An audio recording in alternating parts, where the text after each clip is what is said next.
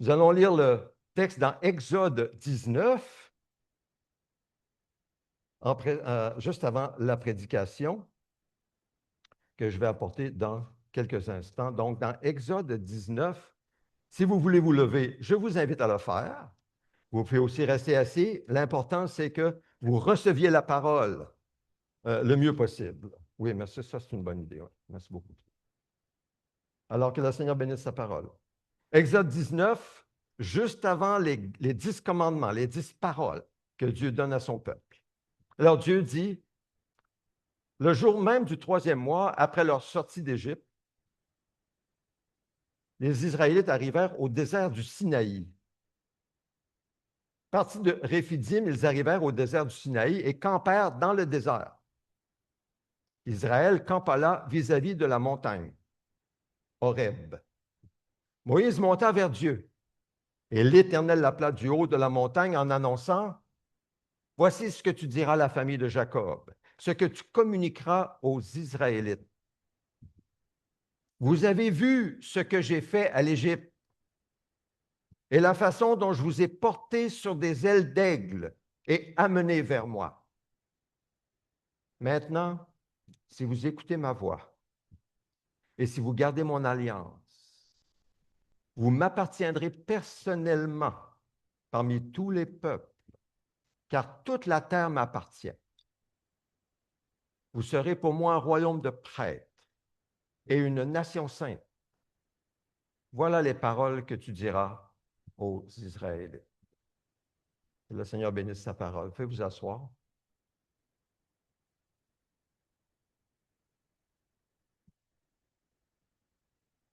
Alors, nous sommes dans la grande série de la fin des temps et l'éternité.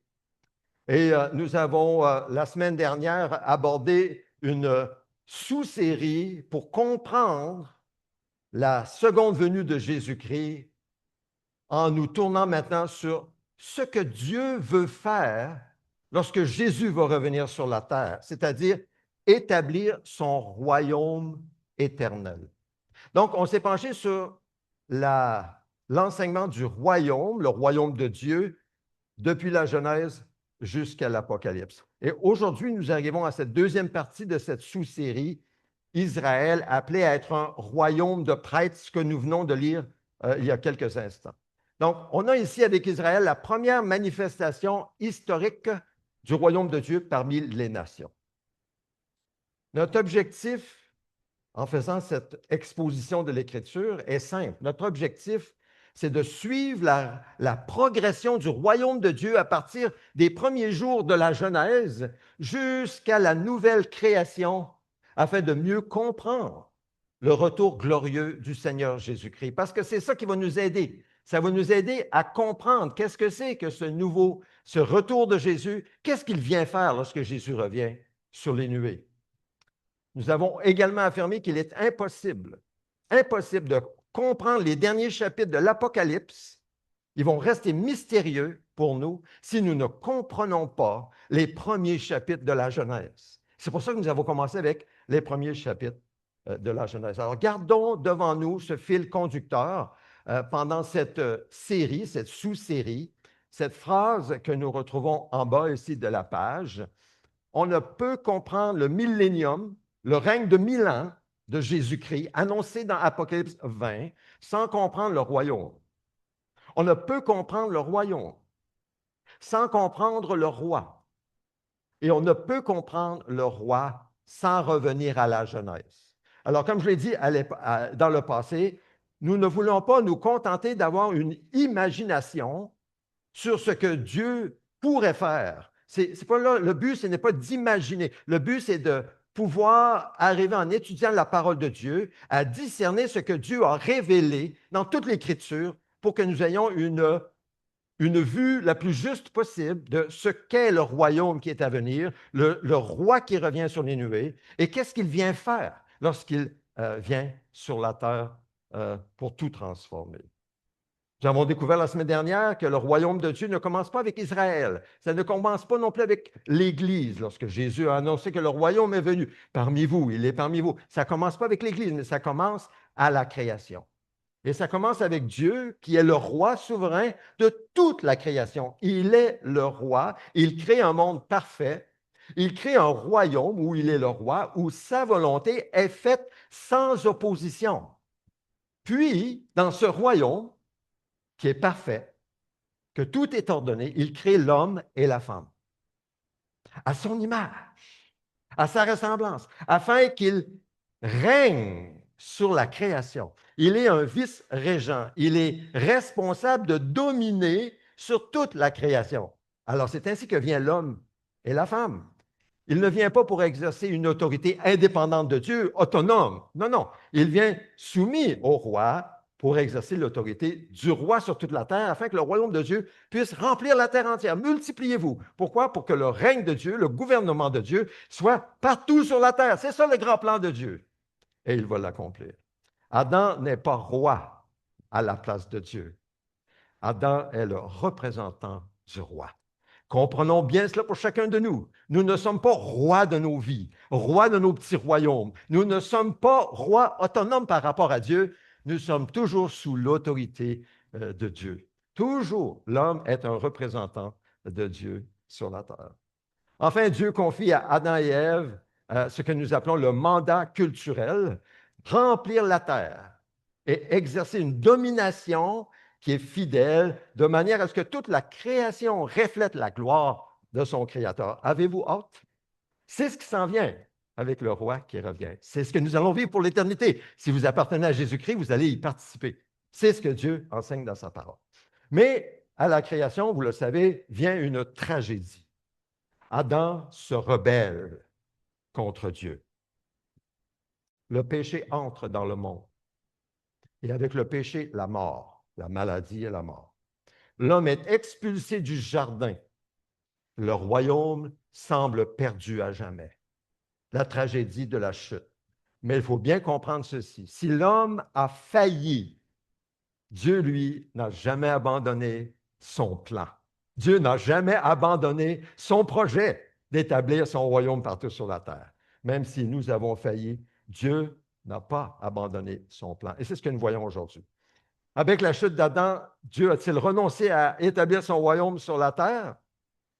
Ça semble être le cas lorsqu'on voit tout de suite qu'est-ce qui se passe après le péché qui rentre dans le monde. Caïn va tuer son frère Abel de manière sournoise dans les champs. Il cache son corps. C'est comme s'il veut tout cacher. La violence envahit la terre. Le déluge devient nécessaire. Et à Babel, les hommes qui parlaient d'une seule langue se révoltent une fois de plus contre Dieu et les nations sont dispersées partout sur la surface de la terre. À première vue, on aurait pu dire que le royaume de Dieu, oublie ça. Ça ne pourra jamais arriver. C'est comme trop impossible. Mais Dieu étant Dieu, il garde toujours son plan en tête. Parfois, nous avons un peu cette impression lorsqu'on regarde le monde aujourd'hui. Hein, on regarde les nouvelles, qu'est-ce qu'on voit? On voit les guerres, hein, on voit toutes sortes de cataclysmes qui arrivent. On voit des divisions parmi les hommes, des injustices flagrantes, même au niveau des gens haut placés, les pauvres qui souffrent, l'oppression qui continue, les familles qui éclatent, les églises parfois découragées. On pourrait croire que le péché, finalement, il a le dernier mot. Mais qui est l'alpha et l'oméga? Ce n'est pas le péché, c'est Dieu lui-même. Il a le premier et le dernier mot. L'infidélité de l'homme ne peut jamais annuler la fidélité de Dieu. Nous sommes infidèles, mais lui demeure fidèle. Il ne peut se renier lui-même. Il demeure fidèle à sa parole. Ce qu'il a dit, il va le faire, même si pour nous, ça semble impossible. Alors, il faut attendre que Dieu donne son dernier mot. C'est vrai? C'est aussi vrai dans nos vies, n'est-ce pas? C'est vrai dans nos vies. Notre infidélité n'empêche pas Dieu d'établir son plan dans nos vies. Il ne se décourage pas avec nous. Il continue fidèlement à garder son objectif de nous transformer à l'image de Jésus-Christ, même si nous sommes si infidèles, même si on manque notre coupe tout le temps ou presque tout le temps. Non, Dieu garde toujours le cap. Dans sa grâce, dans sa compassion, dans sa discipline, comme un bon papa, il nous discipline, il nous ramène, et puis il nous amène et finalement, on apprend à le suivre. L'apôtre Paul va affirmer, si certains n'ont pas cru, il parle d'Israël, si certains n'ont pas cru, leur incrédulité annulera-t-elle la fidélité de Dieu? Certainement pas. Romains 3, versets 3 à 4. Alors, c'est l'espérance qui traverse toute l'Écriture. Lorsque l'homme échoue, et l'homme a échoué. Et nous avons échoué, n'est-ce pas? Tous et chacun. Il n'y a personne ici qui peut dire, je n'ai jamais échoué. Nous avons tous échoué. Et de façon très lamentable. Et nous voyons des hommes et des femmes dans l'Église et dans l'histoire de l'Église et dans la Bible qui ont échoué, lamentablement. Mais lorsque l'homme échoue, Dieu poursuit son œuvre, inlassablement. Il n'abandonne pas. Lorsque le péché a détruit, Dieu prépare déjà la restauration. Lorsque les hommes ferment une porte, Dieu ouvre une autre porte. C'est précisément ici qu'entre en scène dans la Bible, dans l'histoire biblique, Abraham. Son premier nom, Abraham, ensuite c'est devenu Abraham. Et à travers lui, Dieu reprend son œuvre de grâce. Il commence à former un peuple. Ses descendants, il va conclure une alliance avec Abraham et avec Isaac et Jacob. Il confiera à ce peuple une vocation extraordinaire. Et la vocation, c'est laquelle, on l'a lu tout à l'heure dans le texte, un royaume de prêtres et une nation sainte dans le monde. C'est ça son but, faire de son peuple, que ce soit le peuple de la première alliance ou nous aujourd'hui, le peuple de la nouvelle alliance, un royaume de prêtres et une nation sainte. Donc, ce qu'on voit d'abord, c'est que Dieu choisit Abraham pour bénir toutes les nations. Pourquoi Dieu appelle-t-il Abraham? Pourquoi est-ce qu'il l'appelle? Était-il meilleur que les autres? Josué va dire ceci, c'est intéressant par rapport à Abraham. Écoutez bien. Autrefois, vos ancêtres, ils parlent d'Abraham, habitaient de l'autre côté de l'Euphrate, c'est vraiment à l'est, et ils servaient d'autres dieux. Donc, arrêtons-nous un petit peu. Abraham, avec sa famille, lorsqu'il était tout jeune, ils adoraient des idoles muettes. Ils n'étaient pas du tout fidèles à Dieu. Il était un païen à 100%. Il adorait des idoles muettes qu'il avait apprises de ses ancêtres. Il était complètement perdu, mais Dieu l'a appelé. Et Abraham a répondu par la foi à l'appel de Dieu. La différence avec Abraham, c'est ça. C'est qu'il a été appelé de Dieu par grâce et il a répondu à cet appel de Dieu. Donc, dans Genèse 12, on voit un tournant majeur dans l'histoire biblique. Genèse 12, versets 2 à 3, Dieu dit à Abraham dans une vision, « Je ferai de toi une grande nation. Toutes les familles de la terre seront bénies en toi. » C'est ce que Dieu révèle à Abraham. Remarquons bien la progression. Dieu ne choisit pas Abraham pour exclure ou condamner les nations. Attention, Dieu, je répète, il ne choisit pas Abraham pour qu'il condamne et exclue les nations. Ce n'est pas pour ça, mais c'est pour bénir les nations qu'il choisit Abraham. Il choisit Abraham pour bénir les nations. Est-ce possible lorsqu'on s'arrête, vous et moi? Nous avons reçu la grâce de Dieu. Nous avons cru, nous avons été choisis de Dieu. Est-ce possible que Dieu nous ait choisis afin de bénir ceux qui sont autour de nous?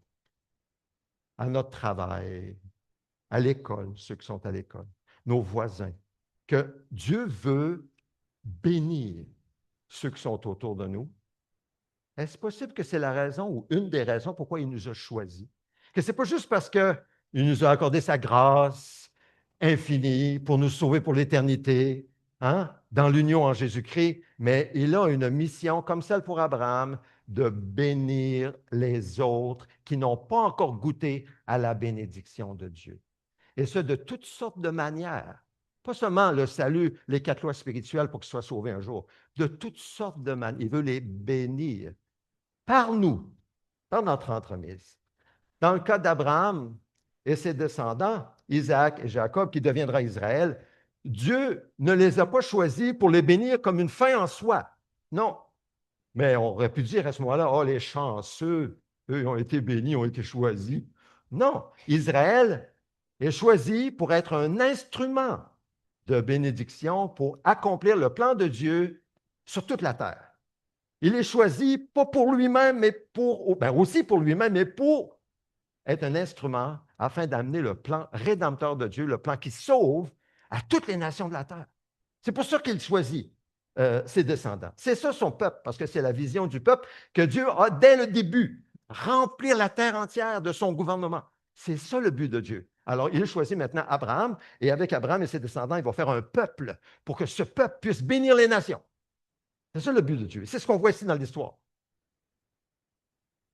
Bien sûr, il servira comme cet instrument si Abraham, Isaac et Jacob et Israël qui vont suivre se soumettent au règne de Dieu et à sa loi d'amour, s'ils obéissent à la loi de Dieu.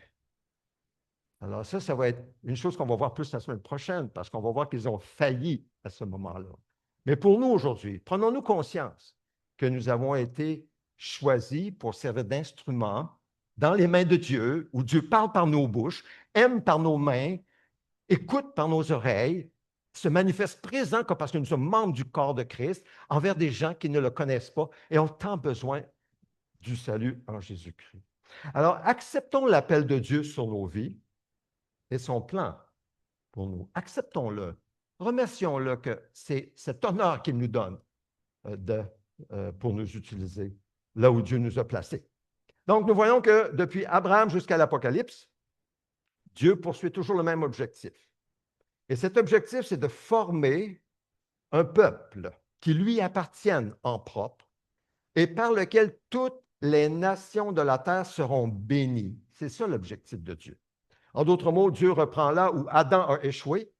Et nous avons vu dimanche dernier que le premier Adam avait reçu la responsabilité de représenter Dieu devant toute la création. Et avec sa femme, Adam était vice-régent, représentant le roi des rois sur la terre. Maintenant, avec Abraham, Dieu appelle une famille qui deviendra une nation pour qu'elle représente son caractère juste et saint sur toute la terre. C'est ça le plan de Dieu, sur toute la terre, dans le but de les bénir. Donc, le projet de Dieu continue. Et puis, le temps passe, et puis 400 ans plus tard, on roule là, depuis la fondation de Québec jusqu'à aujourd'hui. 400 ans plus tard, vient qui? Quel autre homme vient? Moïse. Moïse, donc là, le peuple, les descendants d'Abraham sont allés en Égypte à cause d'une famine, Joseph, etc. Ils ont été mis esclaves par un pharaon, ils ont vécu sous la fournaise de l'Égypte. Et puis, avec Moïse, le royaume de Dieu est constitué légalement. Alors, c'est le royaume de Dieu qui est constitué légalement à Sinaï, et c'est le texte que nous avons lu plus tard. Le peuple de Dieu est libéré par des actes puissants et terrifiants de l'Éternel. Et même, je pourrais dire que dans chacune de nos vies, Dieu est intervenu de manière puissante pour nous libérer d'une vie vaine, une vie dans ce monde qui mène à rien, il n'y a aucun sens. Hein? C'est vide, c'est absolument vide. Mais Dieu nous a libérés par des actes puissants pour que nous lui appartenions en propre. Mais là, il nous amène près de lui, dans sa communion, et il nous donne sa loi d'amour et de justice. C'est ce qu'il fait avec son peuple dans Exode 19. Donc, avant de donner les 10 paroles, les 10 commandements, comme je disais tantôt, Dieu rappelle à son peuple ce qu'il a déjà fait. Il dit, vous avez vu ce que j'ai fait à l'Égypte. Et pour nous, c'est, vous avez vu, tu as vu ce que j'ai fait dans ta vie. Tu as vu ce que j'ai fait. Et comment je vous ai amené vers moi. Prenons un instant pour réfléchir un peu à ça, dans nos vies personnelles. Comment est-ce que Dieu est intervenu dans ta vie, dans ma vie, pour nous amener à lui, pour nous amener vers lui, pour que nous puissions le connaître intimement. Hein? Souviens-toi de ce que Dieu a fait. Souviens-toi des actes qu'il a posés. Souviens-toi comment il a sauvé. Il t'a sauvé. Pas juste spirituellement, mais même littéralement, physiquement. Même moi, dans mon cas, c'était avant que je le connaisse. Il m'a sauvé physiquement de la mort, d'une mort certaine. J'aurais pu mourir plusieurs fois. Mais Dieu m'a sauvé avant que je le connaisse. Et je pense que plusieurs d'entre nous pouvaient dire la même chose. Vous auriez pu vraiment y goûter, comme on dit. C'est la grâce de Dieu. Le salut de Dieu dans nos vies, comme celui du peuple de Dieu, est un salut qui est personnel. Dieu sauve personnellement. Il y avait le mot personnellement tantôt dans le texte. Et rempli de grâce. Il libère personnellement son peuple, qui est appelé maintenant à répondre. Quand Dieu nous sauve personnellement, quelqu'un nous sauve la vie, nous sommes appelés à répondre personnellement à la bonté de Dieu, avec reconnaissance, n'est-ce pas? C'est normal, c'est naturel. Et c'est comme ça que Dieu s'attend de nous. Lorsqu'on parle, par exemple, tantôt on parlait du toit boyer-boyer. Bon. Quand on reçoit une idée comme ça, il ne faut pas se sentir coupable qu'on ne peut pas donner. Non, Dieu ne veut pas ça. Il n'y a pas besoin d'argent. Mais il veut que nous donner une occasion de répondre avec amour, librement, avec joie, reconnaissance, à sa bonté envers nous et d'entrer dans sa présence intime, lui demander, Seigneur, comment tu veux que je trouve des fonds pour ça? Puis il nous le montre, puis on obéit, puis on le glorifie, puis on dit, Waouh, Seigneur, tu l'as fait, et puis nous apportons les dons. Puis là, l'Église là-bas se réjouisse qu'ils ont reçu les dons. Tantôt, je te parlais avec Pierre Côté. Pierre est à l'arrière, il est avec son téléphone, et puis là, il est en train de parler avec Oumarou, le pasteur Oumarou. Le pasteur Oumarou, c'est lui qui est derrière ce projet-là, mais lui, il est au Niger. Il est responsable de plusieurs églises. C'est lui qui est responsable des jardins communautaires que nous avons pu acheter pour Boyer, Maïrois, puis le toit, puis les chèvres et tout et tout. Il y a c'est un peu comme le directeur de district. Et puis, il est en train de parler avec Oumarou. J'ai parlé avec Oumarou, c'est la première fois que je parle avec lui. Tantôt à la porte. Ah bien, on peut juste échanger comme ça. Alors, lorsqu'on a un projet comme ça, c'est comme ça que Dieu veut qu'on nous répondions. En présence, en sa présence et dans son écoute. Et si le Seigneur ne nous met rien d'accord, on ne donne rien, puis c'est correct, on reste dans la joie. Mais oui, c'est pas pour nous, c'est pour d'autres. Donc, c'est comme ça, je pense, à quelque part, au moins en partie, que Dieu nous appelle. C'est de répondre de manière personnelle, avec reconnaissance et amour, en obéissant à notre Dieu. En obéissant à notre Dieu. C'est comme ça que le Seigneur il dit, si vous m'aimez, gardez mes commandements. Si vous m'aimez, tu dis que tu m'aimes, garde mes commandements. Garde ce que je te dis. Obéis ce que je te dis. Fais ce que je te dis. C'est la preuve de l'amour. Ce n'est pas les paroles. Les paroles s'envolent. Alors, mais ce qui va se passer, c'est que l'obéissance, Israël va manquer son coup. Nous ne sommes pas sauvés, maintenant mettons ça bien au clair, nous ne sommes pas sauvés parce que nous obéissons à ce que Dieu nous dit de faire dans sa loi. Non, non. Nous obéissons à sa parole par la foi, parce que Christ nous a sauvés et régénérés. Nous sommes tellement reconnaissants et remplis d'amour envers notre Sauveur que nous obéissons avec joie. Voilà. Alors, mais ensuite, Dieu ajoute dans Exode 19, vous m'appartiendrez parmi tous les peuples. Et ça, il faut saisir cela. Parce que c'est une bénédiction que d'appartenir à Dieu. Parce que si nous appartenons à Dieu, ça veut dire que nous ne nous appartenons plus à nous-mêmes, nous n'appartenons plus au péché dans nos vies. Si nous appartenons 100% à Dieu, alors imaginez qu'est-ce que Dieu va faire avec ce qui lui appartient. Pensons-y une minute. S'il sait qu'il nous appartient totalement, qu'est-ce que Dieu va faire? Un Dieu qui est si bon, si sage, si puissant, qu'est-ce qu'il va faire avec ce qui lui appartient? Ben, il va le sauver, non? Sauver de toutes les difficultés. Hein? Puis après ça, il va nous apporter dans sa gloire. Nous n'avons rien à craindre. Absolument rien à craindre. Vous m'appartiendrez parmi tous les peuples, car toute la terre est à moi, dit Dieu. Israël appartient à Dieu. Troisièmement, ce que nous voyons, c'est un royaume de prêtres. C'est le royaume de prêtres, c'est le moyen par lequel Dieu va atteindre les nations. C'est en faisant de son peuple un royaume de prêtres. C'est ce qu'il a fait avec Israël, peuple de la première alliance, peuple de Dieu, et c'est ce qu'il fait avec nous. Maintenant, suivez-moi. Suivez-moi bien. Beaucoup de chrétiens lisent qu'ils sont un royaume de prêtres, comme c'est écrit, vous serez pour moi un royaume de prêtres et une nation sainte, sans vraiment s'arrêter. Pourtant, cette phrase résume la vocation entière du peuple de Dieu. Aujourd'hui, c'est l'Église, le peuple de Dieu. Le peuple de Dieu, c'est sa vocation entière dans le monde. Mais souvent, on a une idée faussée de ce qu'est un prêtre. Hein? Un prêtre selon Dieu. On a une idée faussée. Lorsqu'on pense à prêtre, on pense souvent à des hommes qui font vœu de pauvreté, de célibat, qui s'habillent en soutane, qui habitent dans des endroits où nous ne voudrions pas habiter, qui font des choses que nous ne voudrions pas faire, qui ne sentent pas l'odeur que nous aimerions sentir, etc., etc., etc. Ça nous répugne l'idée, mais c'est une idée fausse. L'idée des prêtres dans l'Écriture, les prêtres étaient mariés. Ils avaient des enfants lorsqu'il y avait des enfants, lorsqu'ils pouvaient avoir des enfants. Et parfois, c'était très tard, comme pour Jean-Baptiste. Il est né très tard de Zacharie le prêtre. Bon, voyez-vous? Non, les prêtres, selon Dieu, ne sont pas selon l'idée faussée que nous avons. Alors, soyez que le Seigneur nous vienne en aide ici. Pourquoi? C'est tellement important. C'est parce que Dieu s'attend à ce qu'on soit un royaume de prêtres. Alors, si on a une idée faussée et on agit en disant non, oh non, non, pas un prêtre, moi je ne suis pas un prêtre, ben, on manque le coup, parce que c'est notre mission sur la terre. Voyez-vous, vous me saisissez. Donc, il faut vraiment que le programme se refasse, qu'on ait une vision claire et biblique de ce qu'est un prêtre. Un prêtre, selon la Bible, possède deux responsabilités. Un prêtre est essentiellement un représentant. Ah, tiens, tiens, représentant. Ça nous ramène à Adam et Ève, n'est-ce pas? Représentant du roi pour dominer sur la terre. Pas un roi en lui-même, un représentant du roi. Un prêtre, c'est un représentant. Un représentant de Dieu devant les hommes et un représentant des hommes devant Dieu. Il se tient en quelque sorte entre les deux.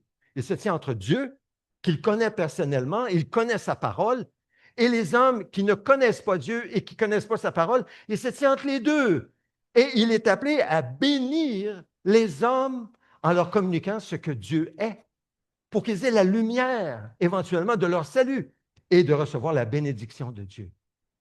Mais il est aussi un représentant des hommes devant Dieu. Lorsqu'il entend les hommes dans leur souffrance, lorsqu'il voit que les hommes résistent par incrédulité ou par toutes sortes de raisons à ce que Dieu désire leur donner par grâce, ben il peut dire, Seigneur, aie pitié, ouvre l'intelligence, ouvre les yeux, fais une œuvre, Seigneur. Si tu ne fais pas cette œuvre, il ne pourra jamais venir à toi, il ne pourra jamais recevoir ta part. Il agit comme un médiateur entre l'homme et Dieu, Dieu et l'homme. Et c'est notre rôle en tant que prêtre. Voilà un prêtre. C'est ça un prêtre. Rien de plus, rien de moins. C'est ça. C'est la fonction d'un prêtre entre Dieu et les hommes, un représentant. Selon l'appel de Dieu, Israël, peuple de Dieu, devait exercer cette fonction parmi les nations, toutes les nations. Il devait servir Dieu pour le bien global des nations. En tant que prêtre, le peuple de Dieu devait révéler la sainteté de Dieu, la justice de Dieu, la sagesse de Dieu, la compassion de Dieu, la gloire de Dieu. Il devait faire connaître au peuple, c'est notre rôle, faire connaître au peuple ce que Dieu est, la grandeur de Dieu, selon sa parole, révélée par sa parole. Pour que les nations qui regarderaient Israël, et nous aujourd'hui, diraient ce que Moïse écrit, quel est donc ce Dieu si grand et intelligent? Quel est donc ce Dieu si grand et intelligent? Et Moïse va l'expliquer lui-même en disant, quelle est en effet la grande nation qui ait des dieux aussi proches d'elle que l'Éternel? Notre Dieu l'est de nous chaque fois que nous faisons appel à lui. C'est ça le but, c'est que les nations diraient ça d'Israël. Une nation où ce Dieu est aussi tellement proche de son peuple lorsqu'il fait appel à lui. Alors, appliquons ça à nos vies aujourd'hui. Posons-nous la question. Si nous avons des enfants, des petits-enfants, est-ce que nos enfants, est-ce que nos petits-enfants, si nous en avons, est-ce que nos familles, est-ce que les gens qui vivent autour de nous, nos voisins, collègues de travail, à l'école, bref, ceux avec qui nous sommes en contact, est-ce qu'ils pourraient dire qu'ils voient que Dieu est proche de nous? Est-ce qu'ils sont conscients que nous faisons appel à Dieu dans la prière? Parce que d'une part, peut-être que nous leur disons que, comme je l'ai dit récemment à mon voisin qui vit une difficulté qui est terrible dans sa famille, je lui ai dit, moi je suis croyant, est-ce que tu me permets de prier pour ton fils qui est un délinquant? Alors, il a les yeux dans l'eau, il a dit oui. Il n'a pas dit, moi aussi je suis croyant, je ne pense pas qu'il est croyant, mais il a apprécié que moi je puisse prier pour lui. Mais est-ce que les autres autour de nous pourraient dire que il prie. Et même parfois, ce n'est pas arrivé à ce moment-là, mais ça peut arriver lorsque c'est approprié, de prier même avec la personne. Et de prier une prière comme nous prions. Nous parlons à Dieu. Nous avons cet accès à Dieu. Donc, il faut que les autres puissent être au courant de sorte qu'ils puissent dire, lorsque Dieu intervient dans leur vie, ah, mais ça doit être vrai. Ah, bien, c'est juste arrivé comme ça. Si on laisse ça entre les mains de ces personnes-là, mais vous comprenez. C'est ça l'idée. Donc, quelle est cette grande nation? Ce n'est pas tout ce qu'ils doivent voir de nous, c'est-à-dire des gens de prière.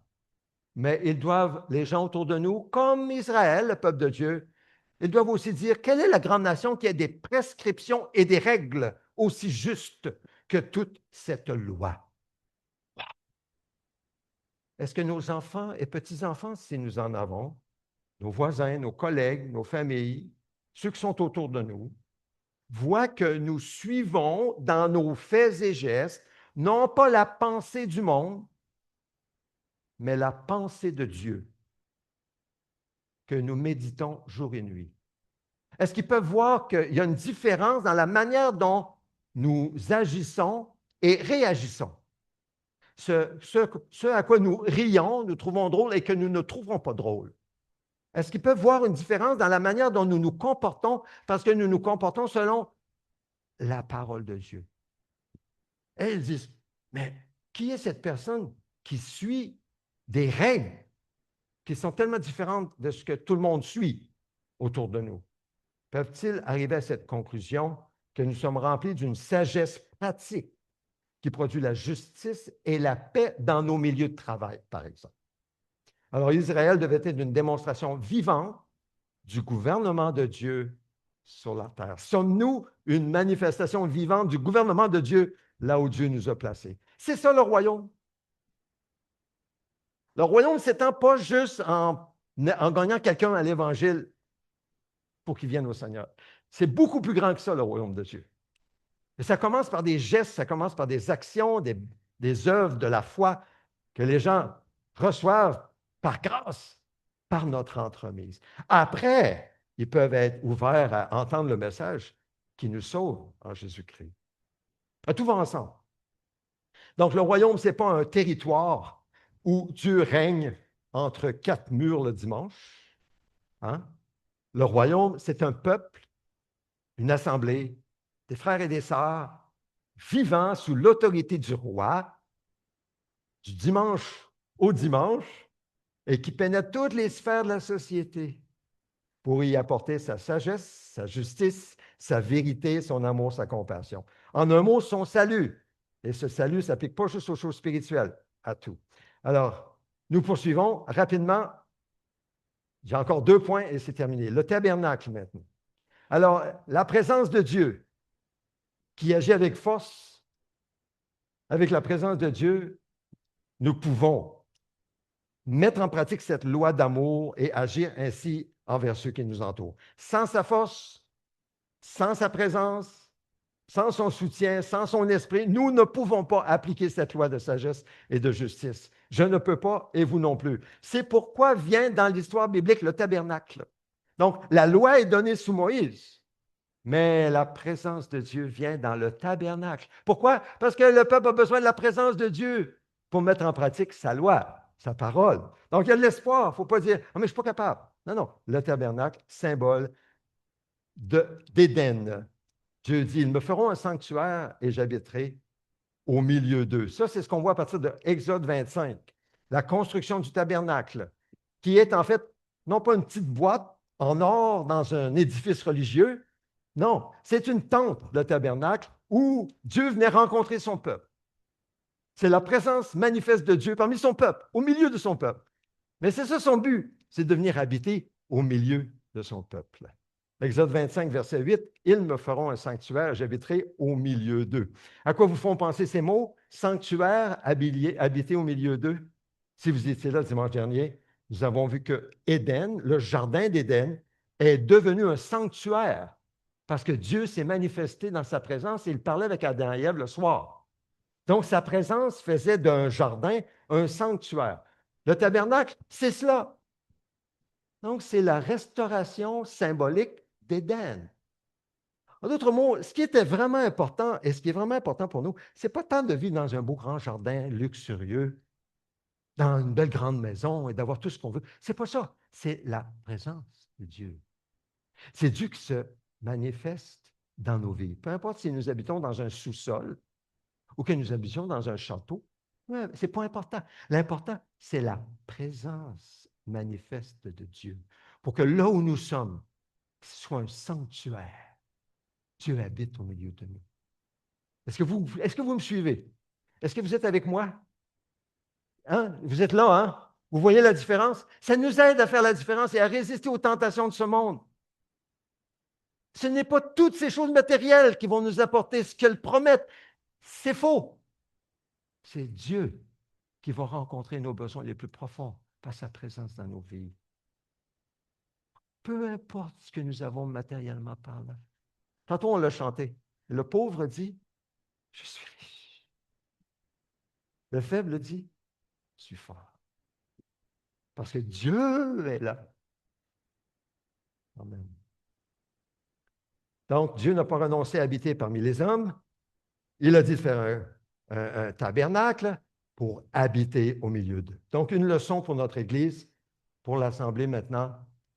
Cet texte dans Exode 19, lorsque nous avons lu « Vous êtes un peuple choisi, des prêtres royaux, une nation sainte, un peuple racheté, afin de proclamer les louanges de celui qui vous a appelé des ténèbres à sa merveilleuse lumière », saisissons bien que ce texte tiré d'Exode 19, qui s'appliquait dans Israël, le peuple de la première alliance, s'applique à nous. Non pas parce que l'Église a remplacé totalement Israël, non, mais parce que Dieu nous appelle maintenant dans la suite de son projet pour venir habiter et remplir la terre entière de sa présence. Il nous appelle maintenant à servir en tant que prêtres royaux, dignes. Nous représentons le roi des rois, une nation sainte, sanctifiée par l'Esprit de Dieu, un peuple racheté pour proclamer la personne de Dieu, ses louanges, etc. C'est notre mission aujourd'hui. Donc, il y a deux grandes vérités bibliques qui sont soulignées ici. Je vais quand même assez rapidement. Dieu n'abandonne jamais ses alliances avec Israël, peuple de Dieu de la première alliance, et il va les accomplir telles que promis. Mais nous, l'Église, le peuple de Dieu de la nouvelle alliance de grâce, est appelée maintenant à vivre selon les valeurs de ce royaume que Dieu vient instaurer et répandre par la bonne nouvelle de notre Seigneur Jésus-Christ partout sur la terre. Donc, en terminant, une application. Frères et sœurs, nous voyons que nous sommes dans un monde qui est profondément divisé. Il y a des conflits partout. Il est divisé depuis Babel, hein? Et on parle de multiculturalisme, d'intégration, on parle d'identité nationale, ethnique. Même dans notre assemblée, quand on regarde autour de nous, non seulement les couleurs de peau, mais on le sait.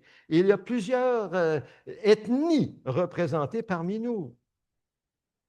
Et quand on arrive à la table du Seigneur, ce que nous allons partager dans quelques instants, nous prenons conscience d'une réalité encore plus importante de nos différences ethniques. C'est que nous appartenons au même roi, le Seigneur Jésus-Christ. Nous appartenons à un seul Seigneur, qui est notre Sauveur, en Jésus-Christ. Maintenant, cela ne supprime pas l'histoire ni la culture de tous et chacun. Au contraire, nous sommes enrichis par cette variété de cultures parmi nous. Le Camerounais, hein, le Innu, le Québécois, le Burkinabé, le Haïtien, le Salvadorien, le Malien, le Mexicain, le Colombien, et j'en passe, ne trouvent pas leur unité dans une culture commune, mais dans une même allégeance à Jésus-Christ, Seigneur et Sauveur. Nous sommes tous à Christ.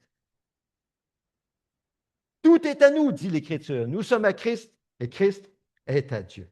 Alors voilà ce que le monde devrait voir lorsqu'il nous rencontre, lorsqu'il nous voit ensemble, en train de nous aimer les uns les autres en action, en acte et avec vérité. C'est ce que le monde devrait voir. Non pas simplement une association religieuse, non, mais des croyants unis à Jésus-Christ qui portent le fruit de l'Esprit parce qu'ils marchent selon l'Esprit et non la nature pécheresse. Notre assemblée, c'est une petite colonie du royaume de Dieu qui brille au milieu d'un monde qui souffre profondément parce qu'il n'est pas réconcilié avec Dieu. Il n'a pas reçu Christ qui le réconcilie avec Dieu. Donc, il est aveuglé, il est endurci, il est trompé par un faux roi, un usurpateur que Jésus a appelé le prince de ce monde. Mais le plan de Dieu n'a pas changé et il ne changera jamais. Il appelle tous les hommes, quels qu'ils soient, partout sur la terre, à changer d'attitude et à croire dans la bonne nouvelle de Jésus-Christ, Seigneur et Sauveur. Il appelle les hommes à se repentir afin qu'il les délivre de leurs péchés et les amène dans cette famille qu'il appelle les enfants de Dieu, la famille de sa famille qui durera éternellement parce que l'Esprit qui nous habite est éternel.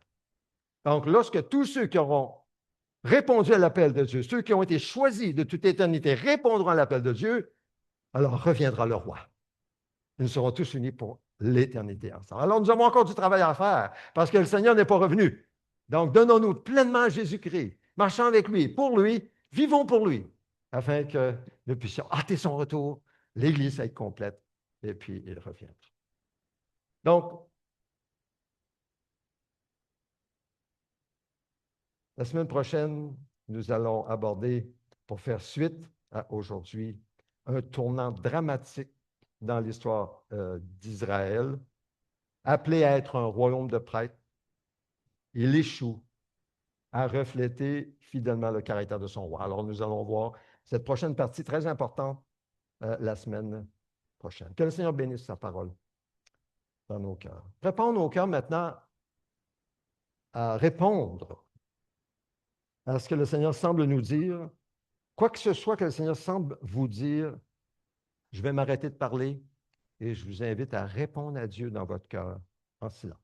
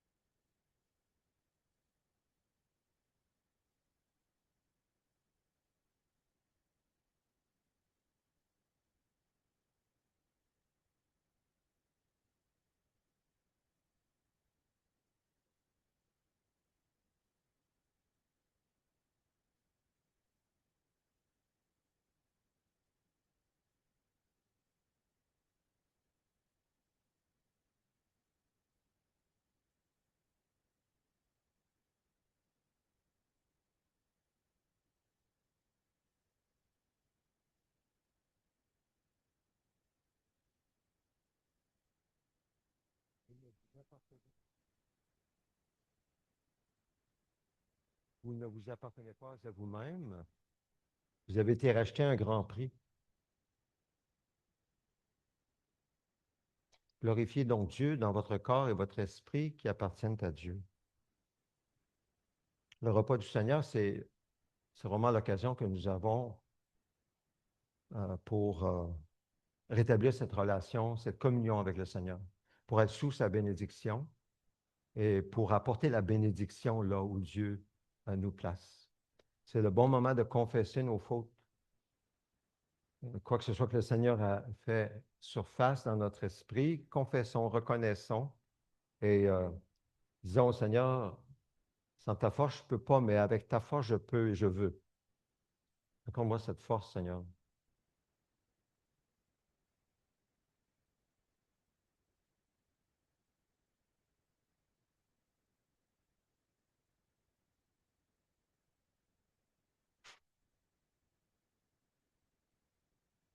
Seigneur, tu dis que nous t'appartenons en propre. Mais souvent, Seigneur, nous parlons et nous agissons comme si nous nous appartenions à nous-mêmes. Comme si nous ne devions pas rendre compte des comptes à toi, Seigneur, pour nos paroles, nos faits et gestes. La manière dont nous gérons notre temps, notre énergie, notre argent. Tout vient de toi, Seigneur. Tout t'appartient. Alors pardonne-nous, Seigneur. Pardonne-nous. Parce que nous manquons la cible que tu sois pour nous. Et transforme nos cœurs. Change-nous par ton esprit, par ta parole. Continue ton œuvre dans chacune de nos vies pour entrer vraiment dans cette vision que tu as pour chacun de nous et pour tes enfants dans le monde entier. Rentrer dans cette vision que tu as pour ton peuple. Et si, Seigneur, quelqu'un ne te connaît pas ici personnellement, je prie, Seigneur, que tu l'amènes à une conviction profonde qu'il doit abandonner sa vie entre tes mains. Totalement abandonner, vraiment te recevoir pour que tu viennes vivre sa vie, ta vie en elle ou en lui, par la puissance de ton esprit. Alors, ce repas, c'est pour tous et chacun qui croit en Jésus comme Seigneur et Sauveur, qui ne compte nullement sur ses mérites ou quoi que ce soit pour avoir la vie éternelle, mais uniquement sur le sacrifice de Christ et qui désire marcher selon l'Esprit et non selon la nature humaine, pécheresse. Donc, je vous invite à venir prendre une coupe et un morceau de pain. La coupe fermée contient déjà le morceau de pain, donc vous pouvez prendre ça pendant la coupe et puis retourner à votre place, nous allons partager ensemble. Alors, venez maintenant, sans tarder, venez prendre, vous qui croyez, et partageons ensemble un même pain, un même jus, le même sacrifice de Christ pour nos péchés.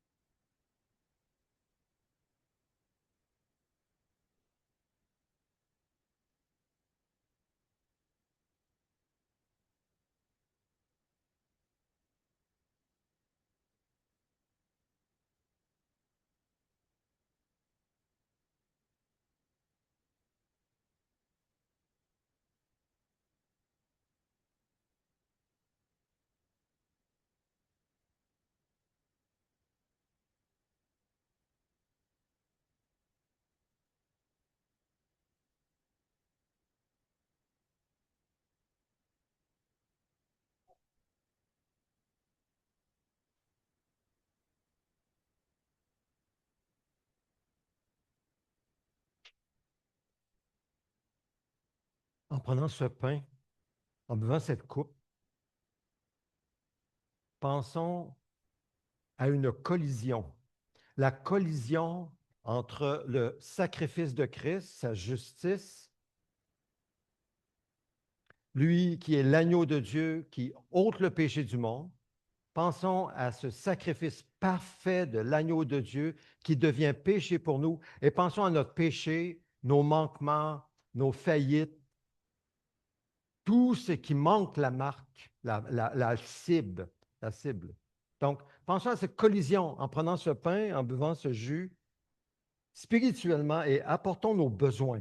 Besoin de pardon de la part de Dieu, besoin de guérison, besoin de renouvellement, besoin de réveil, besoin de zèle, besoin d'amour, besoin d'être courageux, audacieux, la puissance de l'Esprit.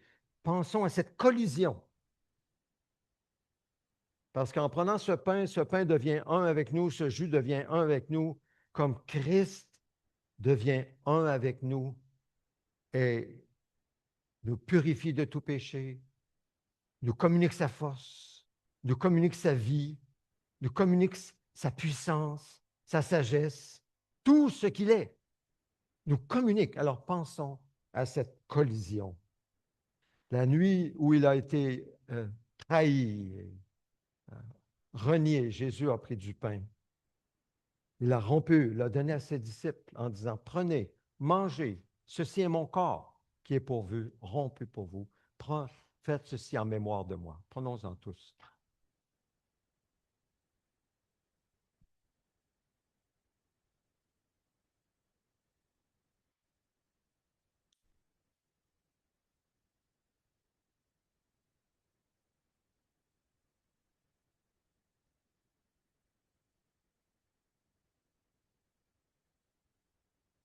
C'est ton sacrifice, Seigneur Jésus, qui nous habite.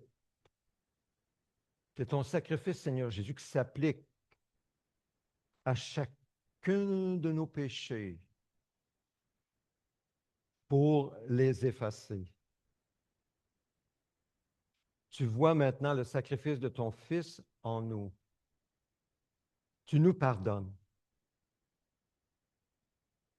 et tu nous remplis de ton esprit pour vivre ta vie en nous, ta vie, rien de moins. Nous t'accueillons, Seigneur, par la foi au nom de Jésus. Amen. Ensuite, elle a pris la coupe, l'a distribuée à ses disciples en disant, prenez, buvez-en tous. Ceci est mon sang, le sang de la nouvelle alliance, livré pour beaucoup. Prions-en tous.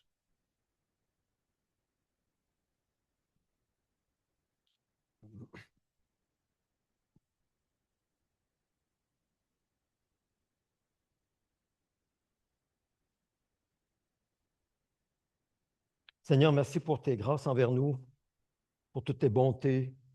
Merci, Seigneur, pour ton œuvre dans chacune de nos vies, pour tes provisions. Seigneur, nous pensons à Claude Dacuyo qui est ici avec son épouse et son enfant. Seigneur, nous te remercions pour d'avoir béni cette famille, de les avoir réunis, Seigneur. Merci pour le logement que tu as pourvu, Seigneur. Merci pour toutes tes bontés envers cette famille parmi nous. Nous te remercions au nom de Jésus. Nous te remercions, Seigneur Dieu, pour toutes tes provisions, Seigneur Dieu, pour toutes tes grâces dans chacune de nos vies, pour combien tu prends soin de chacun de nous. Seigneur, tu vois, Seigneur, nos souffrances, les souffrances dans nos corps. Seigneur, nous voyons Chantal ici qui est avec nous, que tu as guéri d'un cancer stade 4. Nous te remercions, Seigneur Dieu, de l'avoir guéri. Et Seigneur, même si parfois nous ne comprenons pas, des fois tu ne réponds pas, nous prions pourtant la même prière et tu choisis autrement, mais tu es le souverain. C'est toi qui règnes dans nos vies et sur la terre et tu fais ce que tu veux et nous l'acceptons, Seigneur, même si nous devons souffrir.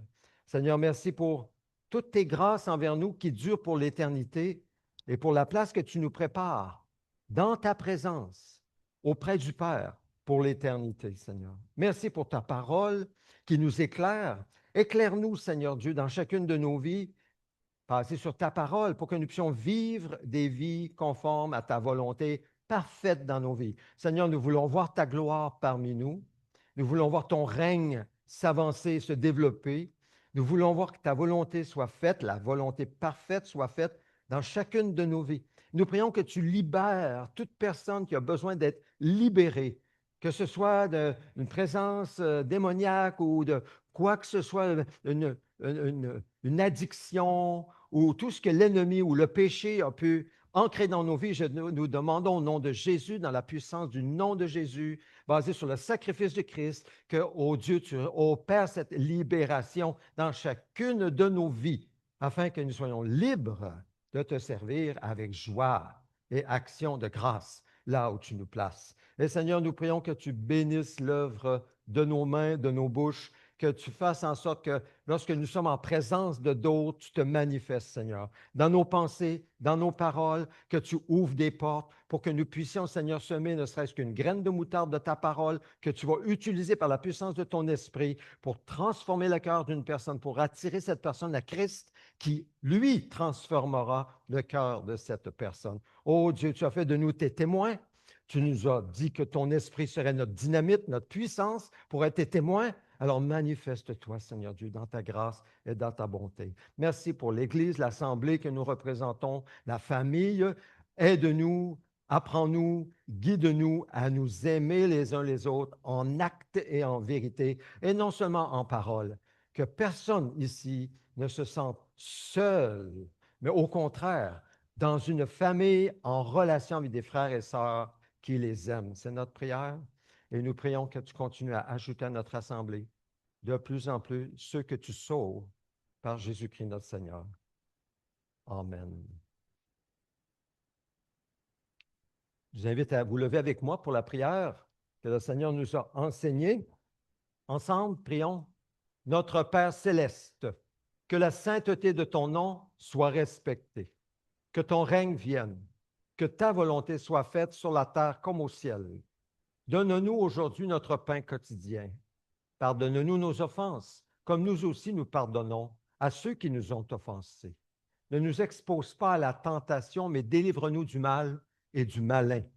Car c'est à toi qu'appartiennent dans tous les siècles le règne, la puissance et la gloire. Amen.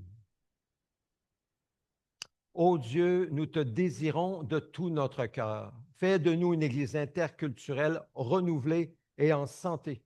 Viens, transforme-nous de sorte que nous devenions des disciples centrés sur Christ, dynamisés par l'Esprit, axés sur la mission et capables de nous multiplier partout.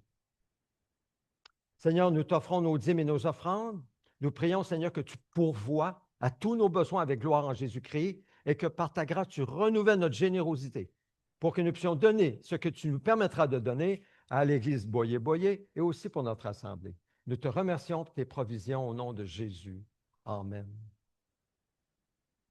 Alors, voici les faits pour l'Église Boyer-Boyer. Vous pouvez vous asseoir. Après, je vais terminer avec les annonces et ce sera terminé. Nous avons la petite collation en bas qui nous attend. Alors, les dernières nouvelles que nous recevons du pasteur Oumarou. Alors, c'est en francs CFA que j'ai converti en argent canadien. En total, 2 623 $. C'est ce qu'il manque, peut-être un peu moins maintenant parce qu'il y a des fonds qui rentrent. Pour le toit. Alors, c'est un projet simplement, ce n'est pas un fardeau qui nous écrase. C'est un projet qu'on met devant le Seigneur, qu'on prie régulièrement pour que le Seigneur nous permette d'avoir des sous qu'on peut le donner, afin qu'ils puissent avoir un toit sur leur Église d'ici la fin de l'année. Merci de votre générosité. Les annonces. Quelques outils pour méditer la parole de Dieu sur page Facebook, 2 minutes Bible, inspiré du message d'espoir sur répondeur, qui est là. Message sur répondeur 24 heures sur 24, 7 jours sur 7. Une petite capsule chaque jour à 9 heures environ pour vous inviter à venir à Jésus. 2 minutes Bible sur Facebook. Il y a mieux pour méditer la parole de Dieu. Une production à 3 heures, l'autre à midi pour méditer la parole de Dieu durant la journée. Je l'utilise à chaque jour, ça me bénit énormément. Les bouchées de vérité pour aller plus en profondeur dans la parole de Dieu en parcourant en 365 jours la confession de foi de l'Alliance chrétienne et missionnaire avec les versets bibliques qui la soutiennent. Alors, ce sont des outils. Je vous invite vraiment à en profiter. Ils sont là pour ça. Ils sont là pour vous. L'Alliance en fête, prenez note, samedi 29 août, nous prions qu'il fasse beau, peut-être pas aussi chaud. Il ne fera peut-être pas aussi chaud 29 août. À partir de 14 heures, il y aura des jeux, chasse au trésor pour les tout-petits, un jeu à la pétanque aussi, je pense pour les 7 à 9 ans, et toutes sortes de jeux qui vont être organisés pour les familles. Donc, c'est pour les familles. Samedi 29 août, à partir de 14 heures, il y aura un souper, genre pique-nique. Chacun apporte son repas. Vous faites apporter un peu plus pour partager. C'est entre les églises. Maintenant, vous savez, nous avons 4 églises. Ah ouais, il y en a 3, je pense, 3 églises. Comment ça marche? On a notre assemblée, on a l'assemblée de Duberger, on a l'assemblée de Lévis. On a une nouvelle œuvre chinoise qui sont invitées. Nous avons une nouvelle œuvre hispanophone avec laquelle nous sommes en train de développer un partenariat. Et nous avons une nouvelle œuvre à Cap-Santé. Donc, 3 églises, 3 nouvelles œuvres. Alors, ils vont être ensemble, ils vont apporter leur témoignage, ils vont partager qu'est-ce qu'ils font comme nouvelle œuvre, c'est quoi leur... Alors, ça va se vivre en famille, un peu comme nous maintenant, assis ensemble, en train de manger, on va partager. Alors, ce sera pendant le souper à 17 heures. Où est-ce que c'est? C'est au Parc du Berger à Québec, 10 minutes à pied de l'Église du Berger, 30-50 boulevard Central. Vous apportez votre pique-nique, comme je disais tantôt, vos couvertures, vos chaises pliantes. C'est samedi 29 août. Mettez ça, c'est l'Alliance et les Églises de l'Alliance en fête à Québec, région, réseau de Québec. Un rappel, maison de prière cette semaine, lundi midi sur Zoom, le mardi midi, c'est sur Café Quoi et sur Zoom aussi, le mercredi à 19 h sur Zoom. Oui, voilà, alors c'est pour la maison de prière cette semaine. Vous êtes les bienvenus. Souhaitons la bienvenue cordiale à la famille Claude Dacuyo, l'épouse Cani Jeannette, bienvenue parmi nous. Madame Cani, Jeannette, bienvenue parmi nous. Et leur enfant, Dacuyo Sianois, Elishama, c'était la belle petite fille qui venait tout à l'heure à l'avant pour venir me voir. Je me disais, mais qui est cette petite fille? Qui est cette belle petite fille qui vient à l'avant? Alors voilà, c'est bien une petite fille, c'est bien ça, hein? Oui. Je vais juste m'assurer. Et oui, voilà. Alors, ils sont arrivés mercredi dernier, 29 juillet. Bienvenue parmi nous. Que le Seigneur vraiment vous bénisse et vous accorde de pouvoir bien vous intégrer dans ce nouveau climat. Là, vous arrivez dans le bon temps. Hein? Vous arrivez dans le bon temps. Pour nous, il fait trop chaud. Il fait vraiment trop chaud. On a hâte de finir. Donc, mais pour vous, vous arrivez peut-être à une belle température. Tant mieux. Que le Seigneur vous bénisse, toute la famille. Bénédiction, je vous invite à vous lever avec moi pour recevoir la bénédiction du Seigneur ensemble. Au nom du Seigneur Jésus-Christ, que l'Éternel te bénisse et te garde. Que l'Éternel fasse briller son visage sur toi et t'accorde sa grâce. Que l'Éternel se tourne vers toi et te donne la paix, sa paix. Amen. Amen. On se retrouve en bas au sous-sol. Si vous avez besoin de prière personnelle, je suis disponible. Sinon, on se revoit en bas.